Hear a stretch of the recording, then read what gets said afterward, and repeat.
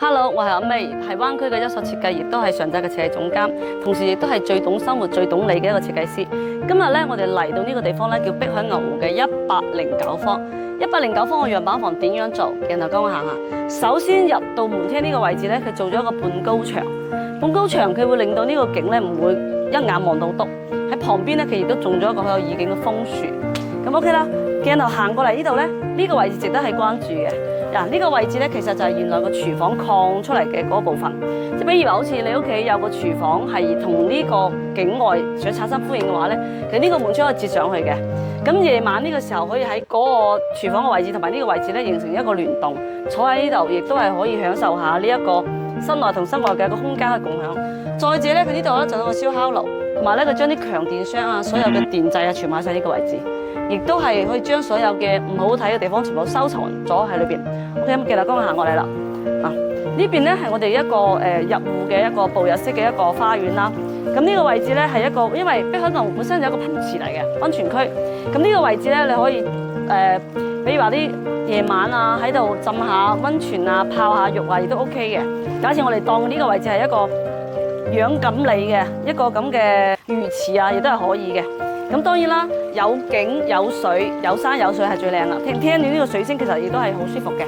OK 啦，咁呢邊行過嚟咧，嗱其實佢呢度種嘅樹啊，亦都非常之有意境嘅。109方算係咁噶啦。咁呢邊咧，你可以喺沖下涼啊，再落去浸泡池啊，亦都係冇問題嘅。咁其實呢邊位置咧，其實係一個叫做戶外嘅一個花園嚟嘅。咁你喺度沖下涼、浸下，又喺呢度 hea 下，亦都係好舒服嘅。咁啊呢邊嘅話咧，就係入到嚟一個小偏廳嘅呢個位置，咁當然啦，你可以將佢封閉咗做一個客房係冇問題嘅。咁呢邊佢係做咗個偏廳嘅一個設計啦。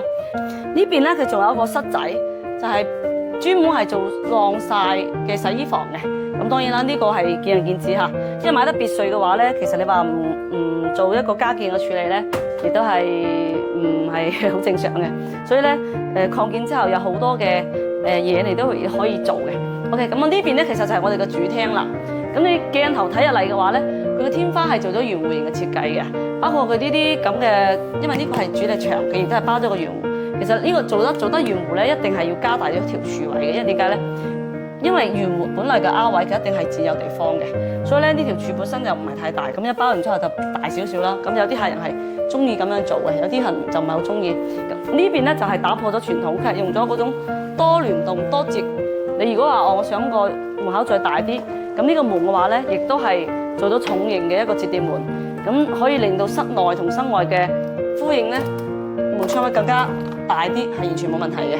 咁呢邊咧，頭先我哋所講啦，因為我哋呢個位置係我哋嘅靠一邊嘅一個廚房，咁呢邊咧其實呢個窗一旦打開咧，佢同外邊嘅景咧係可以形成聯動嘅。比如話，你夜晚喺邊飲下咖啡，咁我呢邊嘅話咧，去遞杯咖啡落去，亦都可以將呢個景收入翻俾自己去用，係完全冇問題嘅。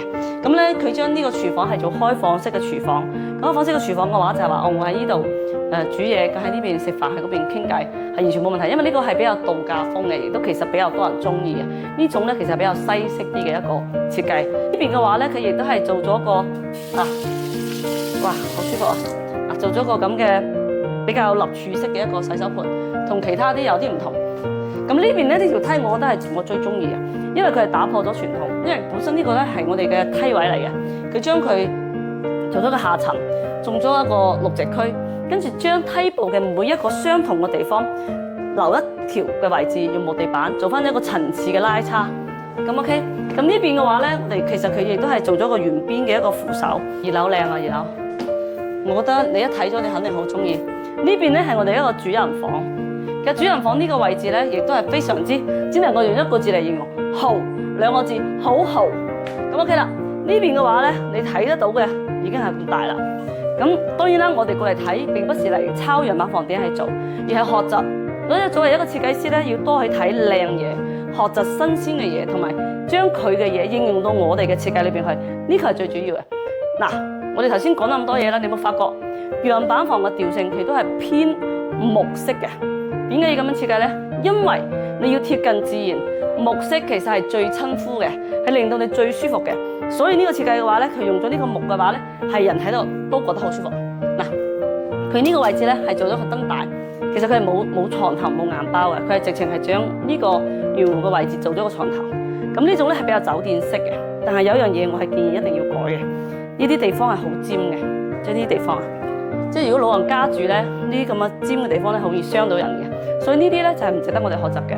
但係其他你可以色調啊、搭配啊，做得到樣板房嘅，一定係一個專家。就好似我哋咁，上集本身就做咗18年嘅軟裝，做房地產軟裝為主，所以佢做出嚟嘅效果會唔靚咩？一定唔會咯。呢啲係基礎嚟嘅。OK， 咁呢邊嘅話咧，嗱，佢有個陽台嘅位置咧，佢係用咗一個叫做鋁木，即係用咗啲吸塑木。其實我唔建議嚇，即係如果你係自己用嘅話咧，你要麼咧就用真嘅天然嘅黃木。但係如果你話好似度假式，呢啲木長期用耐咗佢會翹嘅，所以我建議咧你換一種材料會更好。咁當然啦，呢啲木箱啊、呢種植啊，我覺得 OK 嘅，啊，即係呢啲咁嘅一個位置，我覺得係完全冇問題嘅，啊，同埋呢啲咁嘅吧台啊，哇，好靚啦！呢度望住佢邊個景，所以咧呢個陽台亦都係比較靚嘅。咁呢個係一個 L 型嘅陽台，其實我覺得係值得去學習嘅。咁呢邊咧亦都係我哋一個偏嘅陽台。咁呢兩邊係佢其實係可以行得通嘅。咁再者咧就話我哋呢個位置咧亦都可以考慮嘅。呢個咧其實偷空嘅一個衣櫃。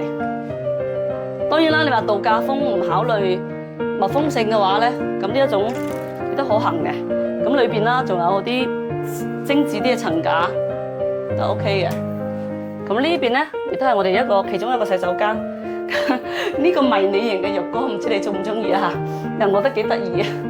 但係我正常嚟計咧，呢度做花灑龍頭就 OK 嘅啦，就冇乜必要再做咁細嘅浴缸，其實浸都唔舒服。但係咧樣板房靚就得噶啦。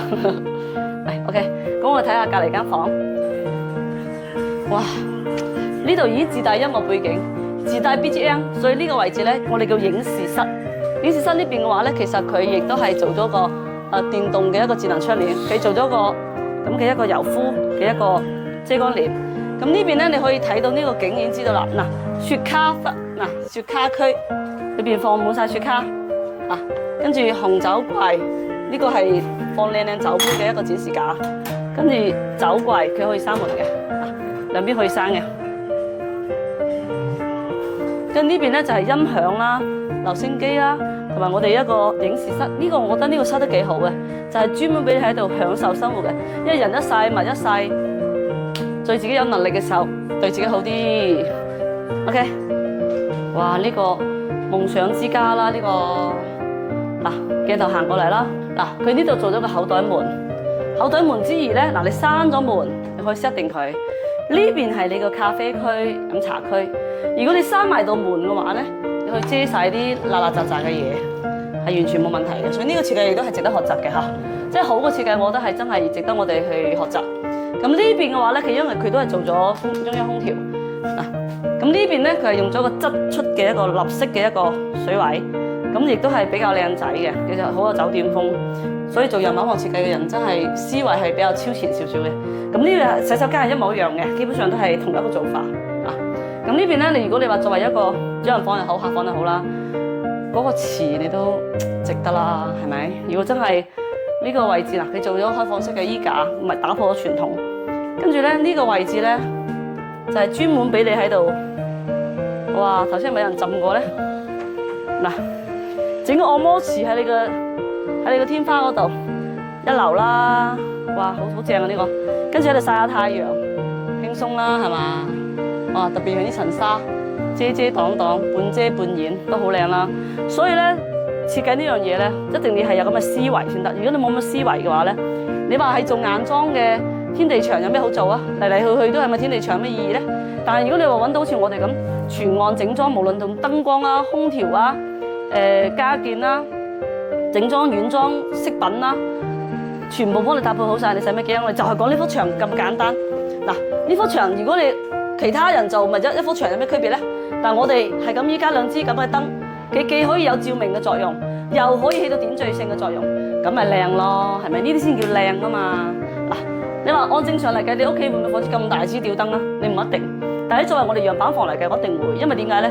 佢要有個比重，佢佢有個誇張，你睇呢間房佢係好齋嘅，佢有支咁嘅燈咧，佢會令到成間屋咧有好似定海神針咁，佢會有個定點喺度嘅。所以嗱，同埋我哋後面亦都係做咗個燈帶處理，呢啲咪靚咯，係咪？所以你話啲樣板房點解我哋咁多樣板房做一間埋一間，係有理由嘅。嗰啲我哋嘅業主都係聰明嘅人嚟㗎，佢睇到就得到，唔好咩？係咪先？使乜自己諗咁多，又要浪費時間、浪費精力？你問我哋乜都幫你搞掂晒啦，所以打我哋電話啦，一定有驚喜俾到你嘅。